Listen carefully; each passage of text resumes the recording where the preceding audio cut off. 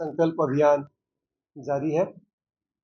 ये कार्यक्रम हमारे माननीय कृषि एवं किसान कल्याण तथा ग्रामीण विकास मंत्री श्री शिवराज सिंह चौहान जी के नेतृत्व में चल रहा है ये कार्यक्रम, और आदरणीय प्रधानमंत्री जी के संरक्षण में ये कार्यक्रम किया जा रहा है। जैसा कि आप सबको पता है कि इस कार्यक्रम की जो एक धारणा बनाई गई, उसमें ये था कि भारतीय कृषि अनुसंधान परिषद, इसके अलावा जो हमारे कृषि विज्ञान केंद्र हैं, तत्पश्चात जो हमारे राज्य सरकार के विभिन्न कृषि से संबंधित विभिन्न विभाग हैं, उन सभी को एक सामंजस्य किया जाए, उनको एक रूप किया जाए, और उसके बाद किसानों के द्वार तक जाया जाए, गाँव में पहुंचा जाए, और फिर किसानों से विभिन्न विषयों पर बातचीत की जाए। तो इसकी रूपरेखा कुछ यूँ थी। देश भर में कुल करीब 2000 से ज़्यादा ऐसे समितियों का गठन किया गया, टीम्स का गठन किया गया, जिसमें कि ये 60 टीमें करनाल में बनाई गई। यहाँ के जो राष्ट्रीय डेयरी अनुसंधान संस्थान है, उसके अलावा केंद्रीय मृदा लवणता अनुसंधान संस्थान, राष्ट्रीय पशु अनुवांशिकी संसाधन ब्यूरो, भारतीय कृषि अनुसंधान संस्थान का क्षेत्रीय केंद्र जो है करनाल में, और गन्ना प्रजनन संस्थान का जो क्षेत्रीय केंद्र है, उसके सामंजस्य के साथ ये बनाया गया, जिसके कि निदेशक इंडिया राई जो है वो नोडल ऑफिसर है, और हमारे यहाँ से डॉक्टर खिप्पल साहब नोडल ऑफिसर है। हमारे संस्थान की जहाँ तक बात है, उसमें 44 वैज्ञानिक इसमें संलग्न है, 40 करनाल और आसपास के, और 4 जो है हमारे शिमला सेंटर से। तो जो शिमला सेंटर के हमारे वैज्ञानिक हैं वो हिमाचल के जो विभिन्न जगहों पे जा रहे हैं, और यहाँ जो करनाल के हमारे वैज्ञानिक हैं 40, वो विभिन्न टीमों में अलग अलग जगहों को जा रहे हैं। हमारे यहाँ पे जो डिस्ट्रिक्ट हमने लिए हैं, उनमें करनाल, कुरुक्षेत्र, अम्बाला, कैथल, जींद, हिसार, फतेहाबाद, ये प्रमुख है। कुछ हमारे वैज्ञानिक साथी सिरसा भी जाएंगे।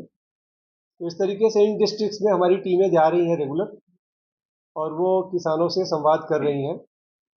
तो लगभग 300 गाँव में पिछले हफ्ते हम करीब करीब 300 गाँव तक ऑलरेडी पहुंच चुके हैं इसके माध्यम से। तो जो अगर बात करें कि इसमें मेन मेन चीज़ें क्या हुई हैं, एक्टिविटीज़, तो उसमें अगर हम देखें तो ये पता चलता है कि एक तो ये कि जो ये टीम बनाई गई, वो टीम जो है वो पहली बार इस तरीके से एक टीम का गठन हुआ है, जिस टीम के माध्यम से हम लोगों तक पहुंच रहे हैं। कई किसानों के पास जो है, अभी भी ऐसा लगा जब से हम वहां पहुंचे तो देखा कि कुछ जानकारियों का अभाव हुई उनके पास से। जैसे हमें लगता है कि करनाल तो बहुत प्रोग्रेसिव स्टेट है, और वहाँ की सभी जानकारियाँ सभी किसानों को होनी चाहिए, लेकिन वहाँ भी हमें लगा कि अभी कुछ जानकारियाँ उन तक पहुँचनी है बाकी थी। एक परस्पर संवाद से क्या हुआ, तालमेल बढ़ा है हमारा। जो किसान भाई हैं, उनसे जब साथ आप बैठ के रूबरू बात करते हैं ना, तो बहुत सारी चीज़ें तब वो खुल के बताते हैं कि क्या दिक्कतें आ रही हैं, क्या चीज़ें उनको और चाहिए आपसे, किस तरह की रिसर्च आपसे चाहिए। तो एक बहुत ही सफल कार्यक्रम इस उद्देश्य से रहा कि उनके साथ जो एक पारस्परिक संवाद और उनके साथ एक भाईचारा जो बना, वो अब काफ़ी प्रगाढ़ हो गया है। तो जब वो हमारे यहाँ आएंगे या अगली बार जब उन तक जाएंगे, तो फिर वो हमसे बेहतर तरीके से और बात कर पाएंगे। इसके अलावा निश्चित रूप से आधुनिक खेती की जो परंपराएं हैं उसको समझना ज़रूरी है। चीज़ें बदल रही हैं बहुत तेज़ी के साथ, तकनीकी के साथ बदल रही हैं, बहुत सारे और अवयव उसके साथ जुड़ते जा रहे हैं, और साथ ही साथ हमारा किसान जो है ना, वो नवोन्मेषी है, वो भी नई नई चीज़ें सीखता है, नई नई चीज़ें करता है अपने खेतों पे। तो वो ज्ञान को उसको भी लेके आया जाए, और उसको कैसे हम यूज़ कर सकते हैं, वो भी एक बड़ी चीज़ है। अगर इसके सकारात्मक प्रभाव को देखा जाए कि अब तक क्या इसका सकारात्मक प्रभाव रहा, तो इसमें कुछ चीज़ें बहुत इंपॉर्टेंट रही हैं। जैसे कि एक चीज़ जो हमने नोटिस किया कि किसान जो है बड़े ध्यानपूर्वक सुन रहे थे हमें। तो देखिए, एक तो होता है कि किसी ऐसी वजह से वो हमारे साथ जुड़ रहे हो कि उन्हें कोई बीज मिलना है या उन्हें कोई खाद मिलना है हमसे, वो तो अलग बात हो गई।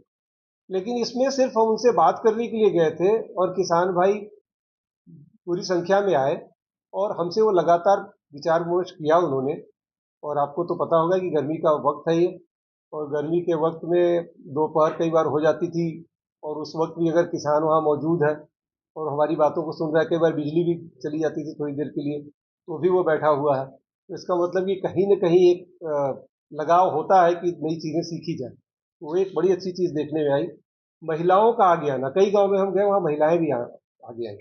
न सिर्फ उन्होंने उसमें भागीदारी की, लेकिन कुछ प्रश्न भी पूछे उन्होंने, जो उनसे रिलेटेड थे कि मतलब आगे कैसे लेके जा सकते हैं खेती को और बागवानी को और बाकी वो पशुओं के पालन को लेकर के। इसके अलावा ये था कि कई जगहों पे हमने देखा कि किसान जो है सब्जी और फल के बारे में खास करके बड़ी अलग तरह की परंपराओं का उपयोग कर रहा है। नई नई प्रजातियों को लेके आ रहे हैं वो कहीं से, फल के, और अच्छी आमदनी कर रहे हैं वो लोग। तो ये भी एक बहुत बड़ी चीज़ हमने देखी वहाँ अच्छाई। जो उन्होंने सवाल हमसे पूछे कई चीज़ों पे, जैसे धान की सीधी बिजाई के बारे में भी हमने लोगों को बताया वहाँ पे। फसल अवशेष प्रबंधन के बारे में काफ़ी चर्चा हुई, उसमें क्या क्या तरीके अपनाए जा सकते हैं। सभी फसलों की नई किस्मों की जानकारी दी गई। जैसे अभी खरीफ की बात हम कर रहे थे तो धान की या बाकी और फसलों की। एक सॉइल हेल्थ कार्ड के बारे में भी डिस्कशन हुआ, काफ़ी किसानों को जानकारी थी, कईयों को और भी अच्छी तरीके से जानकारी दी गई। ड्रिप सिंचाई ऐसे ही, या बेड प्लांटिंग विधि, उसके क्या फ़ायदे हैं, उससे क्या क्या मतलब और हम रिसोर्सेज बचा सकते हैं। इसके अलावा खरपतवार नाशी और जो बाकी और रोग या फिर इंसेक्ट पेस्ट लग रहे हैं, उनके बारे में भी वहाँ पे बातचीत हुई। और वातावरण को देखते हुए क्या परिवर्तन किए जाए खेती में, उसके अलावा स्वच्छ दूध उत्पादन और पशुओं में मिनरल मिक्सचर का जो एक चलन बढ़ाने की बात थी, वो भी वहाँ पे रखी गई। कुछ किसान भाइयों ने कुछ अपनी समस्याएं भी बताई। उन समस्याओं में खास करके जैसे कि आवारा पशुओं के भी कहते हैं, जैसे कि एक गांव से दूसरे गांव में पशुओं को भेज दिया जाता है, तो और वो भी रात को आ जाते हैं, तो फिर रात में कौन इतनी पहरेदारी करे, तो वो भी एक समस्या किसान भाइयों ने बताई, जो कि जायज़ समस्या है। तो उसके भी समाधान उनको आपस में बैठ के निकालना पड़ेगा, कैसे इसको किया जाए। सही समय पर और सही मात्रा में बीज, खाद और इनकी उपलब्धता, ये भी एक बात रखी गई थी, जो कि काफ़ी हद तक हम लोगों ने उनको बात की, बताया भी कि कैसे बीज अच्छे से उपलब्ध हो सकता है। इसके अलावा फसलों में जो कीट पतंगे लगते हैं, या सरसों में और बैंकी एक वीड आता है, उसके बारे में भी कुछ किसान भाई थोड़ा सा मतलब बात कर रहे थे। कुछ किसान भाई जो है फसल बीमा में जो चीज़ें आती हैं कुछ, उसके बारे में भी वो लोग बात कर रहे थे। तो ये सारी जो चीज़ें थी, उनकी जो समस्याएं या उनकी जो बातें थी, वो हमने नोट कर ली हैं। वो संबद्ध विभागों तक पहुंचाएंगे हम। और उसके अलावा जो हमारे शोध करने के लिए जो चीज़ें हैं, वो निश्चित रूप से हमने नोट कर लिया है। वो सारी चीज़ों को लेके जाएंगे। तो कुल मिलाकर के जो 5-6 चीज़ें थी हमारे इस कार्यक्रम की, एक तो है कि कैसे जो है उत्पादन बढ़ाया जाए किसानों का। दूसरा है कि उनकी जो इनपुट लागत है, उसको कैसे कम किया जाए। तीसरी है कि उनका किस तरीके से उचित उनको दाम मिले, और वैल्यू एडिशन करके वो कैसे और मुनाफा कमा सकते हैं। इसके अलावा देखिए, चूंकि ज़मीन को हम माँ बोलते हैं और माँ से माटी, तो माटी का ख्याल रखना और उस ज़मीन को धरोहर के रूप में अपनी अगली पीढ़ी को पहुंचाना सही सलामत, इसके बारे में भी उनको जागरूक किया जा रहा है, और उसमें भी काफ़ी इंटरेस्ट ले रहे थे वो। और इसके अलावा जैसे कि बात हुई हमारी कि जो उनके पास ज्ञान है, जो उनके पास अनुभव है, उसको हम आगे के रिसर्च में सम्मिलित करें, और यहाँ की जो ज्ञान और नई शोध होती है, उसको जितनी जल्दी शीघ्र उन किसानों तक पहुँचाया जा सके, जिसका कि वो लाभ उठा सकें। तो कुल मिलाकर के अगर मैं बात करूं साथियों कि बहुत अच्छे तरीके से ये जो कार्यक्रम है उसका क्रियान्वयन हुआ है। हमारे साइंटिस्ट, सभी वैज्ञानिक महोदय और सभी हमारे साथी जो अलग अलग महकमों से हैं, सबने अपनी जिम्मेदारी को बखूबी निभाया है। किसान भाइयों ने भी बढ़ चढ़ करके इसमें हिस्सा लिया है। और आप देख रहे होंगे कि मंत्री महोदय खुद से भी कई जगहों पे जा रहे हैं व्यक्तिगत रूप से, और वहाँ भी वो पार्टिसिपेट कर रहे हैं। हमारे मुख्यालय से भारतीय कृषि अनुसंधान परिषद के हमारे डीजी साहब डॉक्टर हेमंत जाट साहब, और हमारे DDG extension doctor Rajveer Singh साहब, ये सभी लोग पूरी तरीके से संलग्न हैं इसमें, और लगातार अलग अलग जगहों पर भ्रमण कर रहे हैं और किसानों से संवाद कर रहे हैं। शुक्रिया। प्रतिशत बढ़ता जा रहा है, उससे कैंसर की बीमारी बढ़ रही है। हाल ही में 150 करोड़ के मैंगो से वो वापस करके दिए जा रहे हैं। इसी तरह रेजिड्यू मिलने पर धान वापस की अमेरिका वगैरह देशों में, उसके लिए क्या आप मार्गदर्शन कर रहे हैं किसानों का? हाँ, मैं कुछ कहूँ इससे पहले ट्रिपल साहब से मैं अनुरोध करूंगा।